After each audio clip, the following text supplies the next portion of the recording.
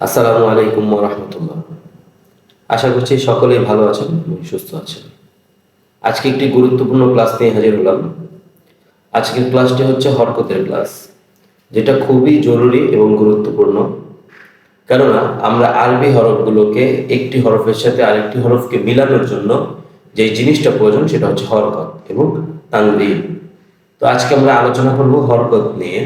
সেই হরকতটা কি এবং কিভাবে আমরা সহজে পড়তে পারি সেটা নিয়ে আমরা আজকে আলোচনা করব। হরকত হচ্ছে একটি জবর এবং একটি জের এবং একটি পেশ। হরকত বলা হয় এক জবর এক জের এক পেশকে। হরকত বলা হয় একটি জবর। জবর হচ্ছে যেটা উপরে থাকে, হরফের উপরে যেটা থাকে সেটা হচ্ছে জবর, হরফের নিচে যেটা থাকে সেটা হচ্ছে জের, এবং হরফের উপরে এরকম গোল মাথা দিয়ে উপরে যেটা থাকে সেটা হচ্ছে পেশ। তো এক জবর এক জের এবং এক পেশকে হরকত বলে। আমরা যদি লিখে দিই এক জবর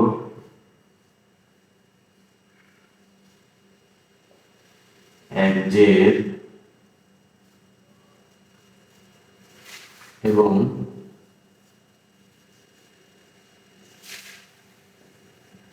এক পেশকে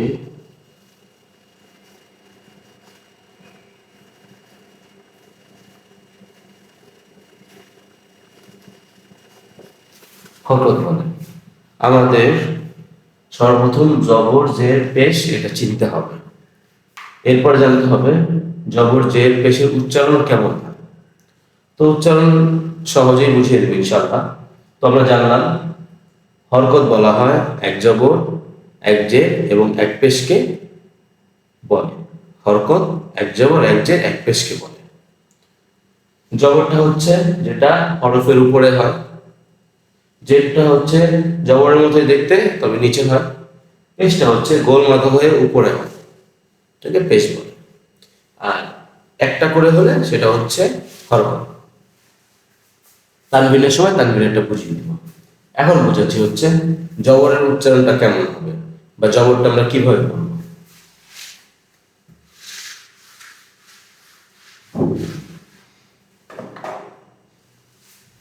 জবরের উচ্চারণ হচ্ছে অনেকটা বাংলায় আকারের মতো।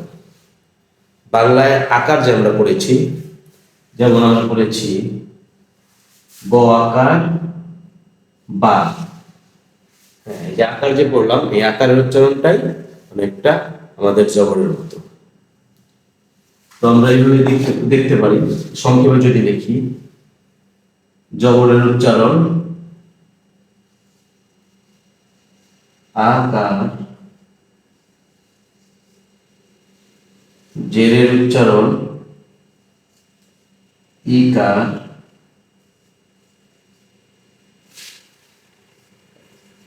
পেশের উচ্চারণ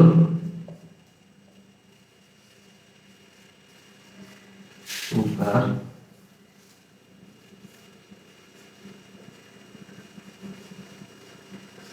মতো। জবরের উচ্চারণ আকারের মতো, জেরের উচ্চারণ ইকারের মতো, পেশের উচ্চারণ ওকারের মতো। হ্যাঁ, কখন সেটা আকারের মতো হবে, কিভাবে আমরা আকারের মতো হবে সেটা আমি এখন বুঝিয়ে দিচ্ছি। আমরা ক্লাসটা কয়েক ভাগে ভাগ করেছি। যেমন প্রথমে আমরা বুঝালাম হরকত কাকে বলে, হরকত জিনিসটা কি। হরকতটা হচ্ছে আরবি শব্দগুলো একটার সাথে আরেকটাকে মিলিয়ে কিভাবে পড়বো সেটা হচ্ছে হরকত। হরকত দিয়ে মিলাতে হবে অথবা তানবিন, তানবিন দিয়ে মিলাতে হরকত দিয়ে মিলাতে হবে, হরকত দিয়ে মিলাতে হলো। আর এরপরে হরকতটা কি, হরকতটা হচ্ছে জবর জের পেশ। এখন জবর জের পেশের উচ্চারণটা কেমন, বাংলা জবরের উচ্চারণটা আকারের মতো, জেরের উচ্চারণটা ইকারের মতো, পেশের উচ্চারণটা হলো সুগারের মতো। এখন আমরা কিভাবে আকার মতো সেটা দেখিয়ে দিচ্ছি।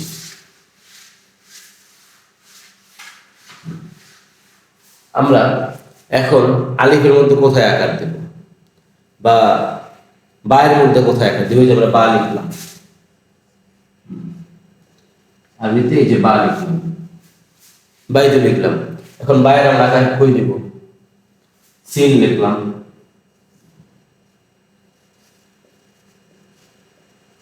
সিন লিখলাম।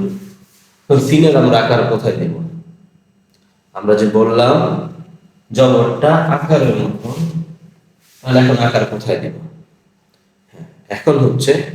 এখন যে কথাটি, এটা গুরুত্বপূর্ণ কথা, সেটা হচ্ছে প্রত্যেকটা হরফ বাংলায় লিখতে, যেমন আমাদের এই হরফটা বাংলায় লিখতে ব আকারে বা আসছে, তো আমরা যে বা লিখলাম, প্রত্যেকটা হরফ বাংলায় লিখতে প্রথমে যে অক্ষরটা আসে শুধু সে অক্ষরটা রেখে বাকিটা মুছে ফেলতে হবে। মুছে ফেললাম। প্রত্যেকটা হরফ, এই যে সি, প্রত্যেকটা হরফ বাংলায় লিখতে প্রথমে যে অক্ষরটা আসে সেই অক্ষর রেখে বাকিটা মুছে ফেলতে হবে। মুছে ফেললাম, এটা রয়েছে। এরপরে আপনি যদি আকার দেন জবরের উচ্চারণ হবে, ঋষিকার দেন তাহলে জেরের উচ্চারণ হবে, যদি রুসুকার দেন পেশের উচ্চারণ হবে। যেমন সিন জবর সা, এখন আমি যদি আকার দিয়ে দিলাম সিন জবর সা হয়ে গেল। বা জবর বা, যে আকার দিয়ে দিলাম বা জবর বা হয়ে গেল। আমরা বলেছিলাম প্রত্যেকটা হরফ বাংলায় লিখতে প্রথমে যে অক্ষরটা আসে সেই অক্ষরটা রেখে বাকি সামনে পিছনে যা থাকবে সব ফেলে দিব। তারপরে তার মধ্যে যদি আকার যোগ করা হয় তাহলে সেটা জবরের উচ্চারণ, যদি ঋষিকার যোগ করা হয় তাহলে সেটা জেরের উচ্চারণ, আর যদি রুসুকার যোগ করা হয় তাহলে সেটা পেশের উচ্চারণ। আমরা আবার একটু খেয়াল করি তাহলে আরো সহজ হয়ে যাবে। যেমন হচ্ছে নুন, নুন জবর কি হয়? নুন জবর না হয়। এখন আমি দেখাচ্ছি নুন জবর না কিভাবে হলো। এই যে নুন লিখলাম। এখন আমাদের কথা কি ছিল? প্রত্যেকটা হরফ বাংলায় লিখতে প্রথমে যে বাক্যটা আসে সেটা রেখে আমরা সামনের পিছনে সব ফেলে দেব। সামনের বলতে বলেছিলাম যেমন ঋষিকার তো সামনেই আসে, সেটাও ফেলে দেব। এই যে এখন পিছনেরটাও ফেলে দিলাম, এখন শুধু রয়ে গেছে ন। এখন আমরা যদি এর মধ্যে একটি আকার বসিয়ে দিই, যেহেতু জবরটা আকারের মতো, তাহলে এটা কি হয়ে গেল? নুন জবর না। আপনারা দেখতে পেলেন আকার বসিয়ে দিলাম, জবর উচ্চারণ হয়ে গেল। হ্যাঁ, কিছু কিছু হরফ আছে যেটা জবরের ক্ষেত্রে এই নিয়মের মধ্যে পড়বে না, সেটা সেই অক্ষরের মধ্যে থেকে যাবে, সেটা আকার বসবে না। যেমন কফ, কফ জবর কফ, এখানে আকার বসবে না।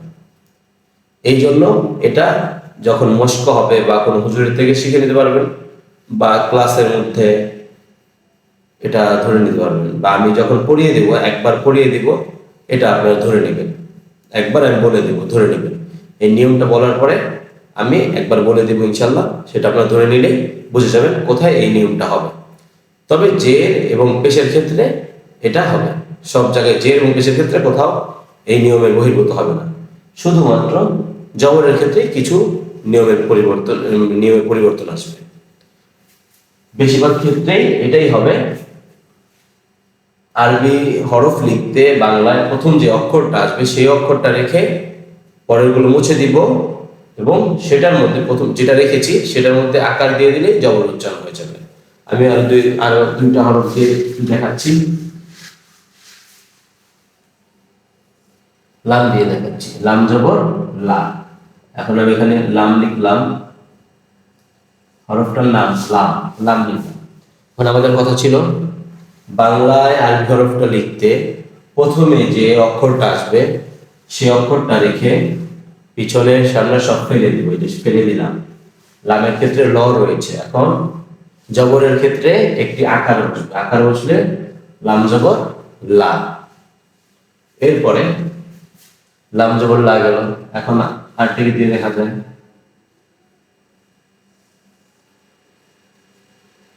কাফ জবর দিয়ে দেখতে পারি, কাফ লিখলাম।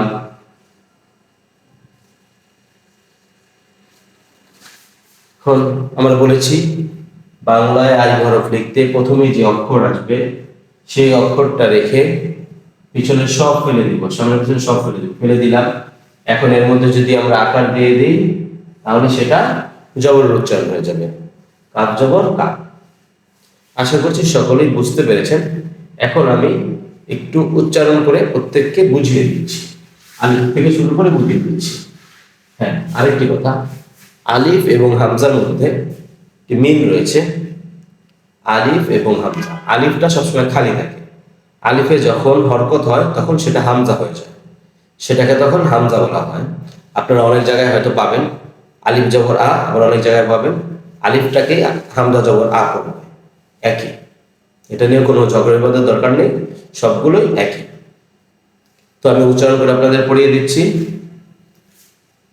আলিফ জবর আ, বা জবর বা, তা জবর তা, সা জবর সা, জিম জবর জা, হা জবর হা, খ জবর খ, দাল জবর দা, জাল জবর জা, র জবর র, জা জবর জা, সিন জবর সা, শিন জবর শা, সদ জবর স, দ জবর দ, ত জবর ত, জ জবর জ, আইন জবর আ, গইন জবর গ, ফা জবর ফা, কফ জবর ক, কাফ জবর কা, লাম জবর লা, মিম জবর মা, নুন জবর না, ওয়া জবর ওয়া, হা জবর হা,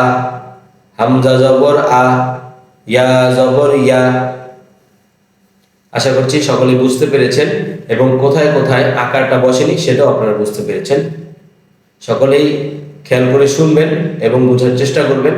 কোনো সমস্যা হলে আমাকে জানাবেন। ভালো থাকবেন, সুস্থ থাকবেন। আসসালামু আলাইকুম ওয়া রাহমাতুল্লাহ।